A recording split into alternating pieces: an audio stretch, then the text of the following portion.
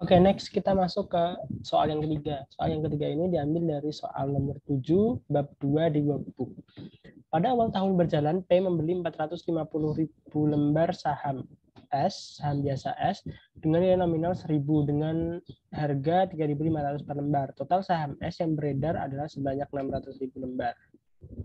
Kemudian pada saat pembelian saham tersebut, ekuitas S terdiri dari modal saham biasa 600 juta, agio saham atau premium 1.200 juta atau 1,2 miliar, dan saldo laba 200 juta.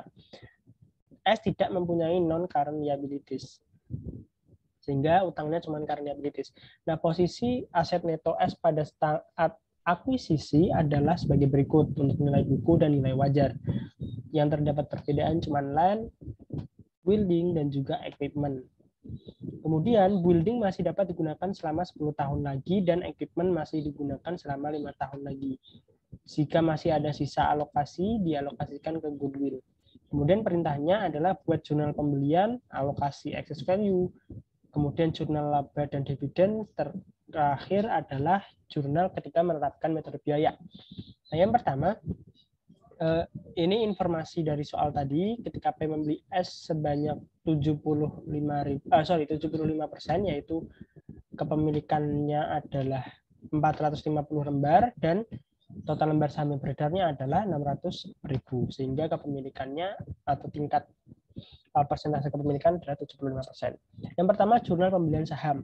Nah, jurnal pembelian saham itu sama seperti materi-materi sebelumnya, yaitu investment in S pada cash, karena kita kontribusinya hanya dengan uang cash, yaitu 1.575.000.000 atau 450.000 lembar saham dikalikan dengan 3.500 fair value atau cost dari investasinya itu. Kemudian alokasi excess value-nya. Nah, alokasi excess value ini di sini tidak ada yang tidak ada tanggal akuisisinya tanggal berapa gitu ya. Jadi kita asumsikannya adalah di awal tahun gitu. Nah, di awal tahun itu cost of investment-nya tadi adalah sebesar 1.575.000.000. Sedangkan book value net asset dari 75% kepemilikan kita adalah 1,5 miliar.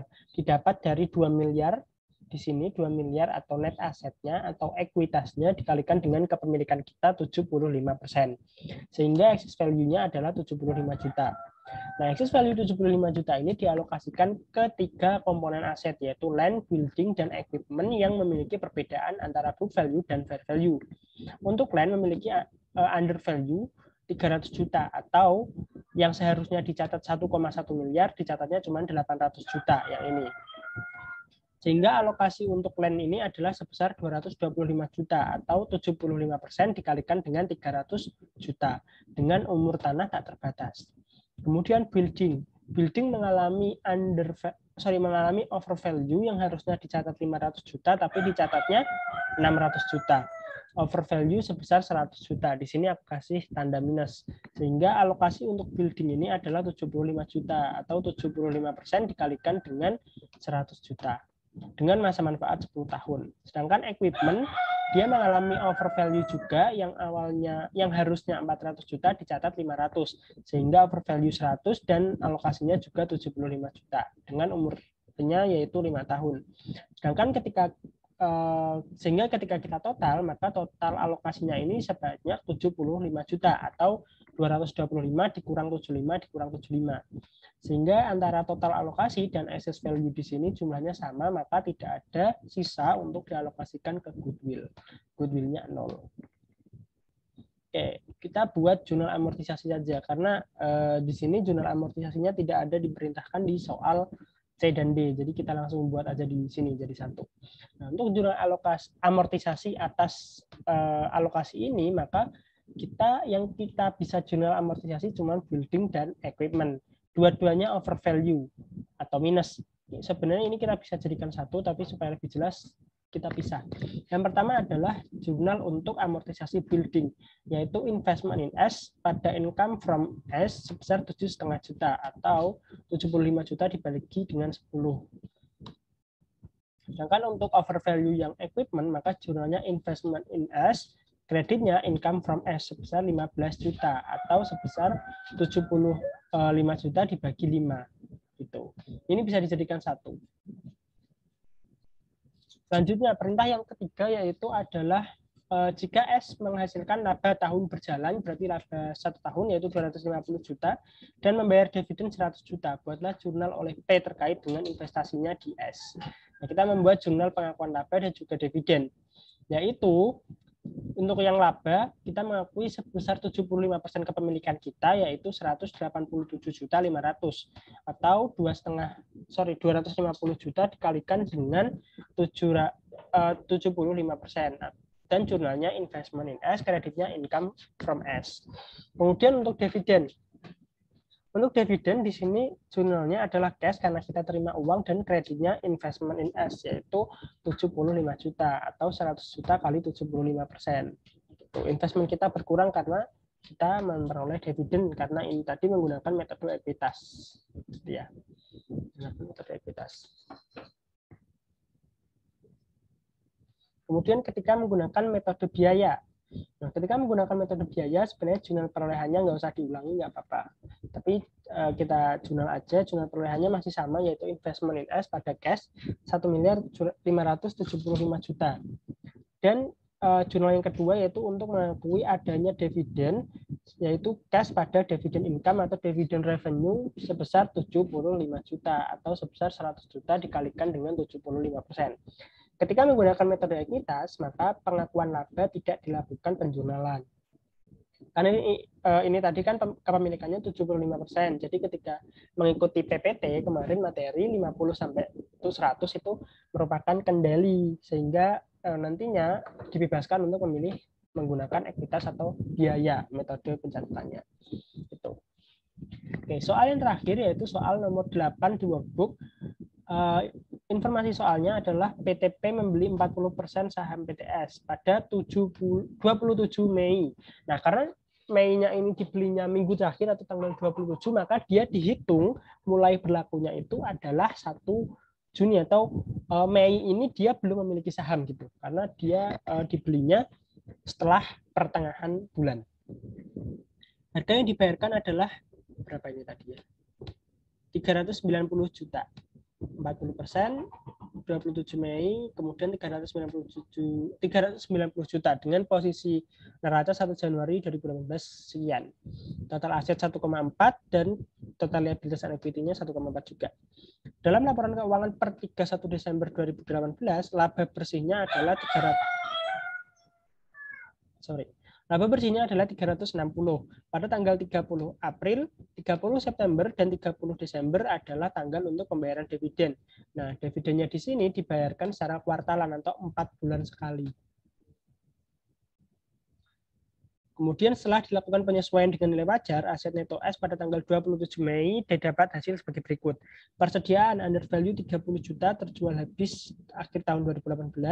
Tanah under value 100 juta masih dimiliki pada akhir 2018, kemudian bangunan over value 50 juta diestimasikan 10 tahun, dan peralatan over value 30 juta diestimasikan 4 tahun. Kemudian kita diminta untuk yang pertama membuat schedule alokasi kelebihan biaya investasi terhadap aset neto atau excess value-nya. Nah, ini informasi yang ada di soal tadi. P membeli 40% saham 397 juta pada 27 Mei 2018. Laba 2018 360 dan dividennya 75 juta per pembayaran tanggal 30 April, 30 September, dan 31 Desember. Atau kuartalan. Nah, yang pertama alokasi excess value-nya. Nah, karena kita belinya ini bukan pada awal tahun atau 1 Januari, maka kita perlakuannya rada berbeda. Yang pertama, kita harus mengetahui terlebih dahulu cost-nya tadi kan sudah diketahui ya 390. Yang kedua, kita harus menghitung net asset atau ekuitas per 27 Mei. Nah, gimana caranya? Yang pertama adalah ekuitas pada awal tahun 1 Januari 2018. Ekuitasnya itu 850. Didapat dari ekuitas common stock-nya 500, paid in capital-nya 150, dan return earning-nya 200. Sehingga total ekuitas awal tahun adalah 850. Nah, karena dilaporkan selama 1 tahun itu dia mendapatkan laba 360, maka kita harus menghitung berapa laba pada 5 bulan tahun tersebut, 5 bulan pertama tahun 2018. Nah, 5 bulan pertama pada tahun 2018 itu adalah 150 juta atau 360 dikali 5 per 12. Nah, 150 juta ini dia akan menambah ekuitas pada tanggal 27 Mei. Selanjutnya dividen. Dividen tadi dibagikan kuartalan 30 April, September, dan juga 31 Desember. Nah, karena kita belinya 27 Mei, maka sebelum kita beli ini sudah ada 1 kali pembagian dividen, yaitu dividen pada tanggal 30 April atau pada kuartal 1 minus 75 juta gitu. Jadi ekuitas 1 Januari ditambah income selama 5 bulan selama kita belum berinvestasi, kemudian dikurangi dividen pada saat 30 April. Nah, net asetnya itu didapat 925 juta atau akumulasi dari ekuitas, income, dan minus untuk dividen. Nah, karena kepemilikan kita cuma 40%, maka net aset yang menjadi hak kita hanya 370 atau 40% kali 925 juta. Sehingga diketahui excess value-nya di sini adalah 27 juta atau 390. Di sini dikurangi dengan 370. Nah, untuk alokasi excess value sesuai dengan poin-poin yang ada di soal, persediaan mengalami under value 30 juta, tanah under value 100 juta, bangunan over value 50, dan peralatan juga over value 30. Maka alokasinya adalah masing-masing selisih ini kita kalikan dengan 40%. Untuk persediaan dia under 12 juta, untuk tanah dia under 40 juta, untuk bangunan dia over 20 juta, dan untuk peralatan dia over 12 juta. Ini untuk ringkasan umur tadi. Untuk persediaan habis, tanah tak terbatas, bangunan 10 tahun, dan peralatan 4 tahun. Nah, untuk total alokasi excess value-nya ini didapat totalnya adalah 20 juta. Dari 12 tambah 40, dikurang 20, dikurang 12. Sehingga totalnya 20, dan total alokasinya ini sama dengan total excess value. Jadi, tidak ada selisih untuk bisa dialokasikan ke goodwill. Itu soal yang pertama. Nah, soal yang kedua yaitu kita disuruh membuat jurnal untuk mencatat semua transaksi pada tahun 2018. Transaksi yang pertama pasti adalah transaksi perolehan investasi, yaitu kita menjurnal investment in S pada kreditnya cash 390 atau sebesar cost of investment kita 390. Selanjutnya jurnal penerimaan dividen. Nah, selama dari 27 Mei sampai 31 Desember itu kan ada 2 kali pembagian dividen yang kita terima, yaitu 30 September sama 31 Desember. Gitu. Jadi ada 2 kali jurnal dividen. Bisa dijadikan satu, tapi karena tanggalnya tidak barengan, jadi lebih baik dipisah. Dividen yang pertama yaitu 30 juta atau 40% kali 75 juta. Ini untuk dividen kuartal kedua tanggal 30 September. Sedangkan jurnal yang kedua, cash pada investment in S, 30 juta juga, yaitu 40% kali 75 juta untuk dividen kuartal ketiga 31 Desember. Selanjutnya kita akan menjurnal bagian laba investi yang menjadi hak kita sebagai investor dengan kepemilikan 40%, yaitu investment in S dan income from S sebesar 84 juta. 84 juta ini berasal dari income-nya tadi. Berapa tadi? Income-nya 360, labanya dikalikan dengan 40% dan dikalikan yang menjadi hak kita. Yang menjadi hak kita itu cuma 7 bulan karena kita berinvestasinya terhitung mulai bulan 1 Juni. Berarti Juni, Juli, Agustus, September, Oktober, November, Desember, 7 bulan. 7 bulan kita turut berkontribusi, makanya hanya bisa mengakui income selama 7 bulan. Jadi 360 kali 40% kali 7 per 12 karena income-nya di sini tadi di soal adalah income tahunan, bukan yang semesteran. Selanjutnya jurnal amortisasi. Nah, untuk amortisasi yang bisa kita amortisasi hanya persediaan, bangunan, dan juga peralatan. Untuk tanah tidak dilakukan amortisasi meskipun dia ada alokasi excess value-nya. Oke. Jurnal amortisasi yang pertama untuk amortisasi persediaan. Persediaan tadi dilaporkan under value 12 juta. Nah, 12 juta ini sebenarnya dia kan sudah include ke sini. udah include menambah ke angka 390. Makanya untuk diamortisasi dia di minus, yaitu investmentnya di kredit, debitnya income from S 12 juta. Selanjutnya untuk amortisasi bangunan ketika dia over value, maka 20 juta ini minus 20 juta sudah dikurangkan dari 390. Jadi angka 390 ini setelah dikurangkan dengan 20 juta.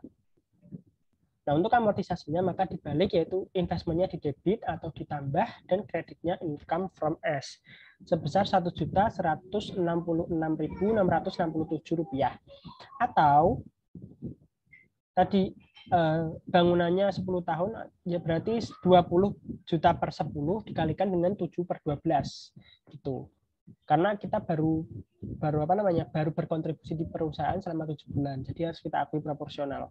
Nah, kenapa yang persediaan tadi tidak diakui 7 per 12? Karena persediaan itu akan habis di tahun berjalan. Makanya 100%. Untuk yang terakhir yaitu amortisasi peralatan. Peralatan tadi over value 12 juta untuk masa 4 tahun. Jadi perhitungannya adalah 12 juta dibagi 4 dikalikan dengan 7 per 12. Tuh. Atau 1.750. Karena over value maka investmentnya di sebelah debit. Gitu. Oke, next soal yang ketiga, menghitung besarnya income from S selama tahun 2018. Income from S itu berasal dari laba yang kita akui tadi, yang ini, dan beberapa jurnal amortisasi. Jadi kita menghitung atau merekapitulasi untuk akun income from S dari kedua jurnal ini, yaitu untuk laba 84 juta. Kemudian untuk amortisasi persediaan itu minus karena income from S-nya di debit berarti minus 12. Karena income from S itu saldo normalnya di sebelah kredit. Jadi ketika di debit dia di minus. Kemudian untuk bangunan karena dia di kredit maka menambah 1.166.667 dan selanjutnya peralatan menambah 1.750 sehingga total dari income from S pada 31 Desember 2018 adalah 74.916.667.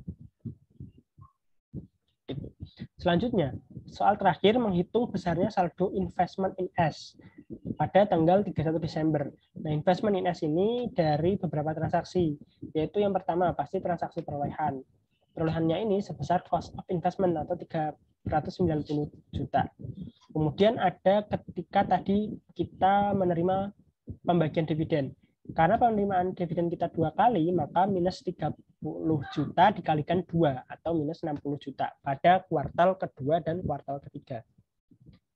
Selanjutnya laba. Nah, laba yang kita akui yang 84 juta tadi akan menambah nilai investasi, makanya di sini dia di debit. Dan amortisasi, untuk amortisasi persediaan investmentnya di kredit 12, maka dia di sini mengurangi, dan bangunan di debit, untuk peralatan juga di debit.